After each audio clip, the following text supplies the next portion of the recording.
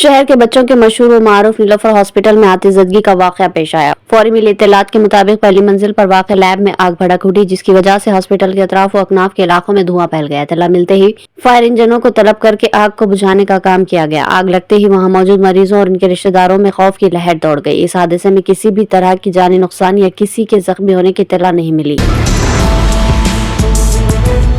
Lok Sabha election سے پہلے کانگریس کو مہاراشٹر میں بڑا جھٹکا لگا۔ بابا صدیقی نے جمعرات 8 فروری کو پارٹی سے استعفیٰ دے دیا۔ بابا صدیقی نے سوشل میڈیا پر لکھا کہ میں ایک نوجوان لڑکے کے طور پر آل انڈیا کانگریس پارٹی میں شامل ہوا اور یہ 48 سالوں تک چلنے والا ایک اہم سفر رہا۔ آج میں آل انڈیا کانگریس کمیٹی RNC کی ابتدائی رکنیت سے فوری اثر سے استعفیٰ دیتا ہوں۔ ایسا بہت کچھ ہے جسے میں ظاہر کرنا چاہتا ہوں، لیکن جیسا کہ کہا جاتا ہے کہ کچھ چیزیں نہ کہنے والی رہ جائے تو بہتر ہے۔ میں ان سبھی کا شکریہ ادا کرتا ہوں جو اس سفر کا حصہ رہے۔ حیدرآباد کے یوسف گڑھ علاقے میں BJP لیڈر کا انتہائی بے دردی سے قتل کر دیا گیا۔ بتایا جا رہا ہے کہ چہارشنبے کی رات نامعلوم افراد نے یوسف گڑھ کے لکشمی نرسمہا نگر میں محبوب نگر ضلع کے BJP لیڈر راجو پر حملہ کرتے ہوئے اسے بے دردی سے قتل کر دیا۔ مقامی لوگوں نے بتایا کہ 10 افراد نے مل کر چاقوؤں سے رامو پر حملہ کیا اور اس کا پرائیویٹ پارٹ بھی کاٹ دیا۔ اس حملے میں رامو کی موقع پر ہی موت ہو گئی۔ سر کی بال کاٹنے کو کہنے پر ایک طالب علم نے کالج کی عمارت سے چھلانگ لگا دی۔ تفصیلات کے مطابق 19 سالہ گیانیشور ریڈی شہر کے مضافات میں واقع ایک تعلیمی ادارے میں CS سال اول میں زیر تعلیم ہے۔ پچھلے کچھ دنوں سے وہ کالج دیر سے آ رہا تھا اور وہ سال اول کے سیمسٹر کے امتحانات میں ناکام ہو گیا تھا۔ پچھلے 3 دنوں سے وہاں کے DNVS راؤ طلبہ کی کاؤنسلنگ کر رہے تھے اور وہ بچوں کو بال کٹوانے کا مشورہ دے رہے تھے۔ کل بھی انہوں نے ریڈی سے یہ بات کہی، جس پر اسے محسوس ہوا کہ ساتھی طلبہ کے سامنے اس کی بے عزتی کی گئی، جس سے دل برداشتہ ہو کر اس نے کالج کی عمارت سے چھلانگ لگا دی۔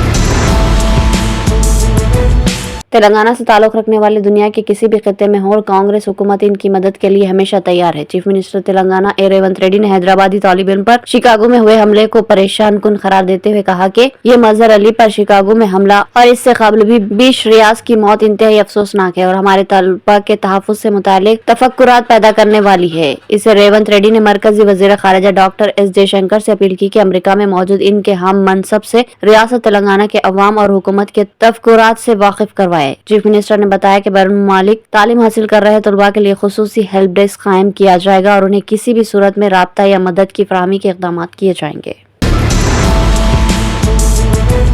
لوک سبھا انتخابات کی تیاریوں کا جائزہ لینے کے لیے senior deputy election commissioner of India Nitish Kumar Vyas نے آج چیف الیکٹورل آفیسر وکاس راج اور دیگر عہدیداروں کے ساتھ حیدرآباد میں اجلاس منعقد کیا۔ ریاست میں لوک سبھا انتخابات کی تیاریوں کا جائزہ لیا گیا۔ سینئر ڈپٹی الیکشن کمشنر نے چیف الیکٹورل آفیسر کے عہدیداروں کی ستائش جنہوں نے اسمبلی انتخابات کامیابی کے ساتھ منعقد کیے۔ انہوں نے عہدیداروں کو مشورہ دیا کہ اسمبلی انتخابات میں حساس علاقوں کے اعتبار سے لوک سبھا چناؤ کے لیے ضروری احتیاطی تدابیر کرے اور صورتحال سے نمٹنے کے لیے کوشش کرے۔ چیف الیکٹورل آفیسر وکاس راج نے عہدیداروں کے لیے منعقدہ ٹریننگ سیشن اور دیگر تیاریوں سے واقف کروایا۔ الیکشن کمیشن کے نمائندے سے کئی معاملات میں وضاحت کی گئی۔ اس اجلاس میں additional CEO Lokesh Kumar, deputy CEO Shrimati Satya Vani, joint CEO Sarfaraz Ahmed, Sanjay Jain IPS، Mahesh Bhagwat additional director general اور دیگر عہدیداروں نے شرکت کی۔ گریٹر حیدرآباد میں موسم گرما میں پانی کی مؤثر سربراہی کی ہدایت۔ حیدرآباد کے انچارج وزیر اور وزیر ٹرانسپورٹ پونم پربھاکر نے واٹر ورکس عہدیداروں کو ہدایت دی کہ حیدرآباد میں عوام کو پانی کی مؤثر سربراہی کو یقینی بنائے اور کسی بھی علاقے میں پانی کی قلت کا مسئلہ درپیش نہ ہو۔ پونم پربھاکر نے گریٹر حیدرآباد میونسپل کارپوریشن کے دفتر میں اعلیٰ سطحی اجلاس میں شہر کے مسائل کا جائزہ لیا۔ انہوں نے کہا کہ موسم گرما کی آمد کے پیش نظر ایسے علاقوں کی نشاندہی کی جائے جہاں پانی کی سربراہی نہیں ہے۔ ان علاقوں میں پانی کی سربراہی کے متبادل انتظامات کیے جائیں۔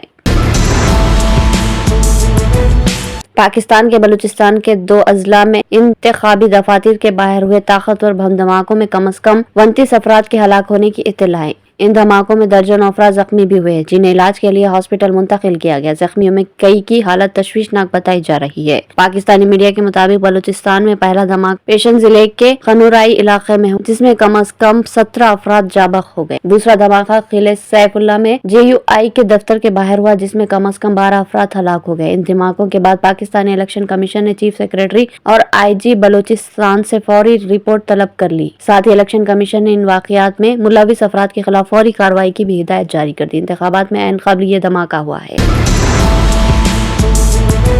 दिल्ली में एक अलमनाक हादसा इस वक्त पेश आया जब गोकुलपुरी मेट्रो स्टेशन का एक हिस्सा गिर गया और कई लोग इसके मलबे तले दब गए। जुमेरात को गोकुलपुरी मेट्रो स्टेशन के प्लेटफॉर्म की साइड दीवार का एक हिस्सा गिर गया, जिससे लोगों में खौफ और हरास फैल गया। खदशा है कि इस स्लैब के मलबे तले कुछ लोग दबे हो सकते हैं। डीएफएस मुलाजिमीन ने एक शख्स को मलबे से निकाला और इसे करीबी हॉस्पिटल ले गए। कुछ जख्मियों को डीएफएस यूनिट के पहुंचने से पहले ही आम लोगों ने हॉस्पिटल भेज दिया था।